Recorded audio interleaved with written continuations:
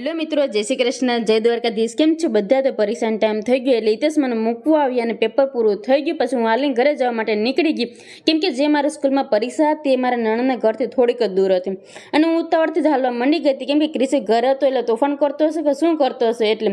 અને ઘરે પૂગી ક્રિપલ સાથે વિડીયો લીધો, પછી એને બાય બાય કર્યા અને અમે પૂગી ગયા કલા ઉત્સવમાં, કેમ કે અમારા સગાઈને બેસવા ગયા હતા એટલે હું આવતી વખતે જોઈ આવીએ ત્યાં અંદર ક્રિશીભાઈ તો દોડાદોડી કરે એટલે મેં તેડી જ રાખ્યું એને. પછી હું જે પણ વસ્તુ જોઉં ને એ પહેલાં તો ક્રિશીભાઈને આપવી જ પડે અને કે લાવો હું ક્વોલિટી ચેક કરી દઉં કેવી સારી છે કે નહીં કે. પછી ઘરે જઈને જમી લીધું અને બીજા દિવસે દ્વારકા જવા માટે નીકળી ગયા. સવારમાં ગિરનારનો નજારો પણ કેવો સરસ હતો અને આપણે જૂનાગઢને બાય બાય કરી દીધું અને અમારી બસ આવી ગઈ એટલે બસમાં બેસી ગયા.